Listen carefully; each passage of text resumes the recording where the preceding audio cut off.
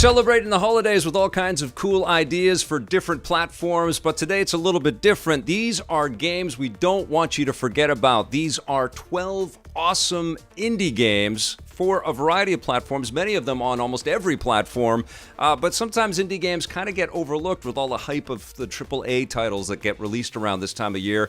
But we've got 12 great ones for you, so you can kind of consider this the 12 days of awesome indie games. Let's get started. At number 12, we have Hunt Down. Now, this is a terrific game I checked out on the Epic Game Store, but it is available for consoles as well. It's definitely an 80s-infused action movie type experience. There's a lot of shooting bad guys. There's lots of great boss battles. You get a little bit of ducking into shadows, and there's a little bit of strategy because you've got different weaponry and you've got to deal with all of the encounters a little bit differently. But it is a blast to play, and it just has so much style. I mean, who doesn't like a giant snake boss? Hunt Down, you want to hunt that one down for sure. Coming in at number 11, I've got the game called Haven, which I just checked out on Xbox Game Pass, but it's also available for PlayStation 5 and I think PC as well right now. This is from a company called The Game Bakers, and it's all about this duo that kind of relies on each other. They have a romantic relationship, and they are exploring this world. They're trying to escape oppressors. There's a real sort of connection that gets made in this. You have to kind of cook together and survive together, and it's beautiful, and it's also very, very relaxing. Number 10, I've got Hotshot Racing, which just blew me away. It's obviously inspired by all the polygonal racers that came out in the 90s. It's very accessible. It's very fun. It's, fused with all kinds of great characters. There's also a tremendous amount of value in this because you can play it locally, split screen and online, but they've also got free DLCs, so the races just keep on going and going. It strips away any kind of silliness, and it's just crazy, crazy fun. Number 9 for me is Carrion. This game from Devolver is really fantastic. It basically flips the whole idea of a monster type story, and you play the monster and you race around almost kind of like The Thing. You have to go and kill all of the different humans and different weapons and things that are out to get you, and you get to play this creature, and it's so much fun. It's a nice escape. Another nice escape is the Pathless, which I streamed not too long ago on the channel. This is a very moody, very evocative type game. Kind of reminded me a little bit of what Fumito Ueda has been doing with Ico and Shadow of the Colossus. Stripped down environments. It's not superly heavily textured, but it's gorgeous. There's lots of great lighting effects, as you can see. It's also on Apple Arcade, which is a great value if you've got that. I have been really enjoying Lonely Mountain's downhill mountain biking experience, which I've been playing off and on since it came out last year. I think it launched on PlayStation, and then it's out on every platform, but it came out this year on Nintendo Switch, which is a great fit for it. It's a mountain biking game that you can play from kind of an isometric perspective. There's some customizing in it, but there's a lot of puzzle solving, and things get a little bit gnarly when you sort of you take the wrong turn or you mistime a jump. It's really a fun, cool game with a really interesting aesthetic. You can say the same thing about A Short Hike, which I just streamed on the channel. This is another chill experience. You play this little bird character that can obviously fly and swim and jump in boats, and it basically exploring, right? You just go on this quote-unquote short hike, but it ends up being quite the journey, and you do all of these little tasks for these other animal friends that you meet, and there's lots of little side games and lots of climbing and flying and exploring, and it's just really, really lovely. I love the kind of stripped down, and most of this game was made by just one person, which is incredible. A Short Hike is absolutely worth checking out and picking up.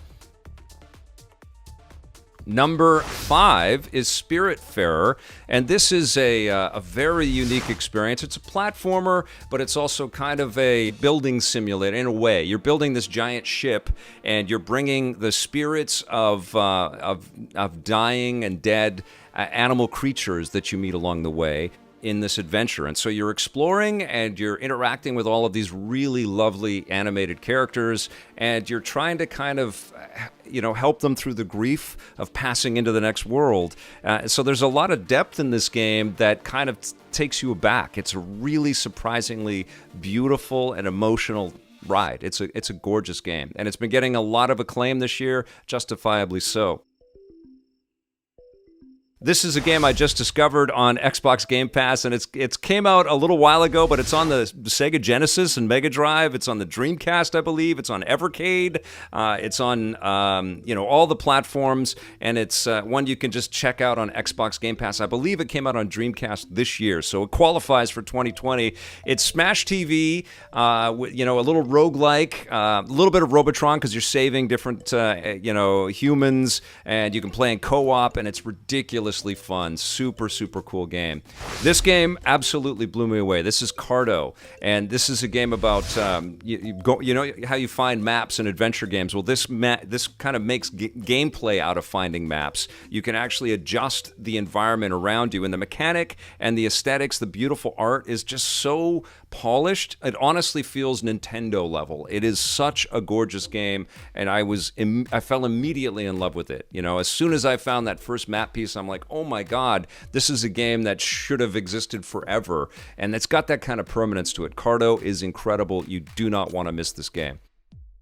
Number 2 is the unstoppable Fall Guys, which obviously hit the world by storm this year. It's sold massively. It almost feels like it's not indie at this point because everybody's been talking about it. But yes, indeed, it was made by an indie developer, published by Devolver, and it's really an amazing game. It's frustrating, but it's beautiful, and it's charming, and it's silly, and it allows you to kind of live the game show kind of life. It's kind of like an adventure game show. You're trying to progress to get the crowns, and you guys all know what Fall Guys is. Crazy fun, and you don't really need to explain it to anybody. They can just jump in and play it. And I don't think you're going to be surprised by my number 1 pick here. This is Supergiant's Hades, which has also taken the world by storm this year. Massive success. It's one of the nominees in a lot of Game of the Year awards out there, particularly Jeff Keighley's The Game Awards. And for good reason. It's got an excellent story with great vocalization and great writing, and it's incredibly addictive gameplay. It's a little Diablo-esque. It's a roguelike, but you get all kinds of fantastic abilities, and you just want to go back for run after run after run. It is a beautifully crafted experience, and definitely a high point of what indie developers are showing off this year. Hades is a massive accomplishment. But you know what I noticed as I was playing all of these indie games and checking them all out is that I don't think there has been a better year for indie game development. And it's clear that we are making a lot of the transition from seeing a lot of pseudo 16-bit, sprite-based visuals, a lot of stuff that evoked the Super Nintendo, which I love, and I know a lot of you love out there. But developers have gotten really comfortable with playing with hand-drawn animation or, beautifully detailed and lush 3D animation and huge worlds to explore, like in the Pathless or in Haven. It's extraordinary. I mean, we are seeing the language and the sort of design philosophy that indie developers can take. And I'm going to give another shout out to Xbox Game Pass, where so many of these games live. In some ways, you could pick up like a used Xbox One platform, even the Xbox Series S, if you can find one, like a fairly low-cost Xbox entry point solution and Game Pass, and have access to dozens of excellent games, but lots of really fantastic indie titles. And Apple Arcade actually is a pretty good place to find a lot of cool indie experiences as well. But I love what Nintendo's been doing with the Nindies. Certainly you can find tons of that on both the Steam store and the Epic store. And PlayStation's got all of them too as well. But there are some clever ways that you can have access to all of these different ideas and these different imaginings that indie game developers are making for us. So kudos and bravo to all of the indie game makers out there. You're certainly keeping us entertained in 2020. And there you go, 12 ideas for your holiday shopping.